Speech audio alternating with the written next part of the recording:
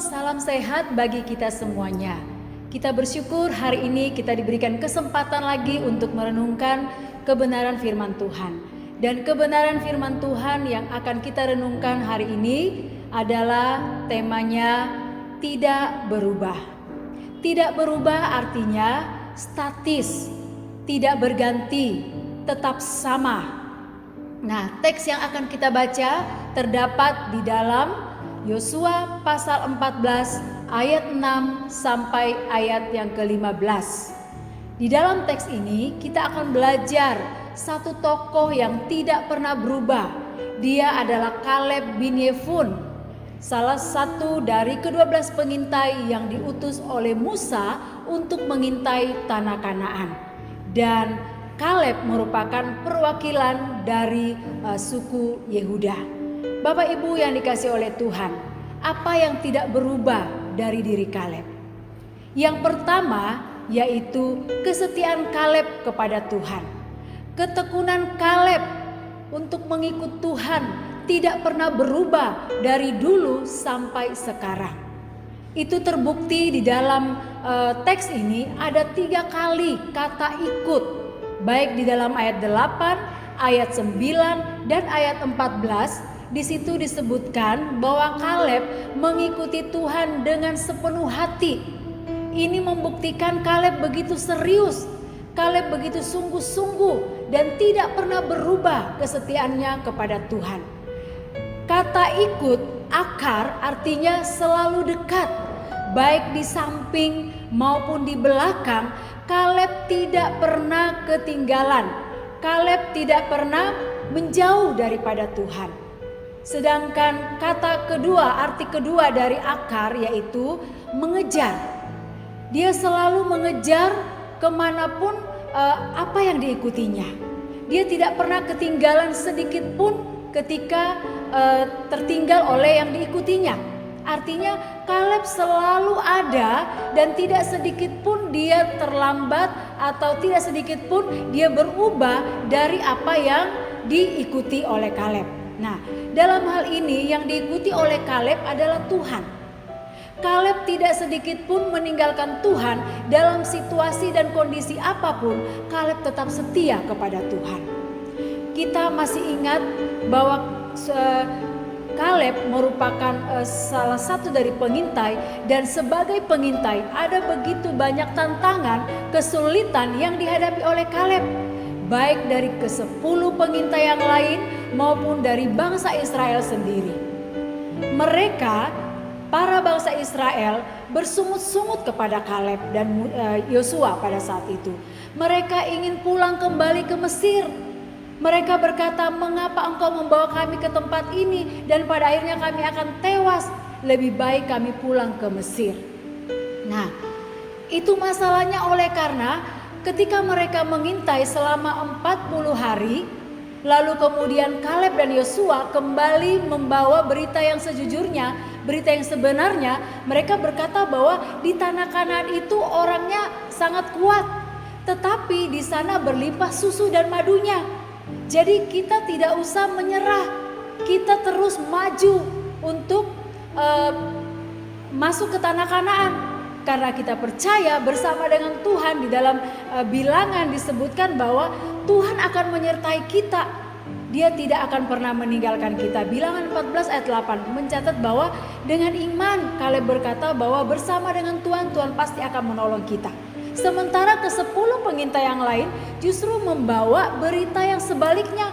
Mereka membawa berita yang buruk, berita yang negatif. Mereka berkata bahwa kita tidak bisa menyerang. Soalnya mereka adalah seperti raksasa dan kita itu hanya seperti belalang. Bahkan mereka memakan sendiri penduduk-penduduk yang ada di sana. Hal ini membuat bangsa Israel begitu takut dan gentar dan menyalahkan Kaleb dan Yosua. Sehingga hampir saja mereka terbunuh karena dilempari oleh mereka dengan batu. Hampir mereka dilempari dengan batu. Tetapi karena kemuliaan Tuhan turun atas mereka sehingga mereka tidak dilempari. Tetapi di sini kita melihat bahwa sekalipun ada tantangan, sekalipun ada ancaman, Kaleb tidak pernah berubah setia. Kaleb tetap maju maju apapun akibatnya, dia tidak akan berubah kesetiaannya kepada Tuhan. Dan di akhir cerita ini kita melihat bahwa pada akhirnya Kaleb dan Yosua lah yang berhasil masuk ke tanah Kanaan. Sedangkan bangsa Israel dan 10 pengintai yang lain tidak berhasil masuk ke dalam tanah Kanaan. Oleh karena mereka tidak beriman kepada Tuhan. Mereka meragukan kuasa Tuhan. Mereka tidak percaya akan kekuatan atau kehebatan daripada Tuhan. Nah, Bapak Ibu yang dikasihi oleh Tuhan, kita juga sering melewati begitu banyak tantangan. Ada suka, ada duka, begitu banyak musim yang telah kita lewati. Tapi kita harus juga selalu mengingat bahwa pertolongan Tuhan juga begitu nyata dalam hidup kita. Ada banyak hal yang Tuhan sudah nyatakan bagi kita. Banyak cara Tuhan sudah menolong kita. Banyak kebaikan-kebaikan Tuhan yang Tuhan sudah nyatakan bagi kita. Sehingga kita jangan takut, jangan putus asa, jangan kurang iman, tetapi tetaplah setia kepada Tuhan. Tetaplah berpegang teguh kepada Tuhan. Bangsa Israel tidak ingat bagaimana Tuhan sudah menolong mereka keluar dari Mesir setelah 430 tahun di Mesir.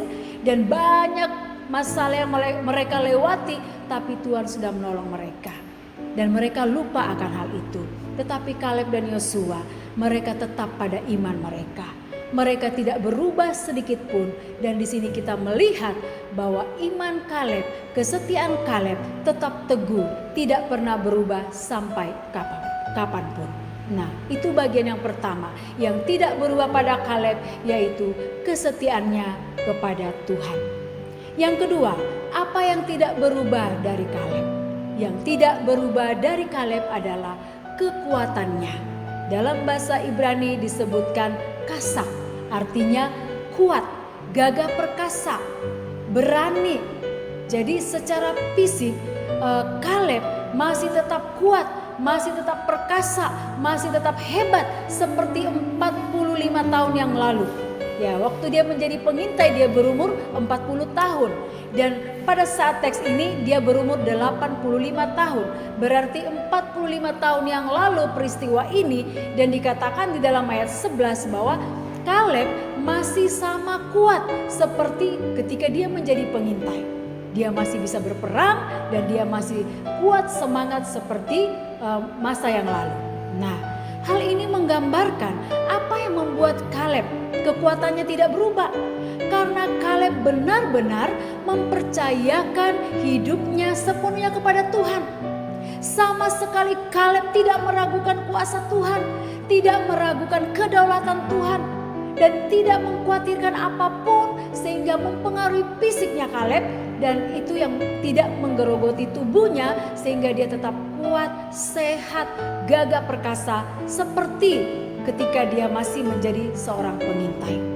Bapak Ibu, yang sering sekali membuat kita lemah secara fisik, tubuh kita digerogoti, menjadi merosot oleh karena kita terlalu banyak memikirkan sesuatu yang tidak perlu kita pikirkan. Kekhawatiran kita melampaui segala hal sehingga kita seolah-olah tidak percaya akan kekuatan dari Tuhan.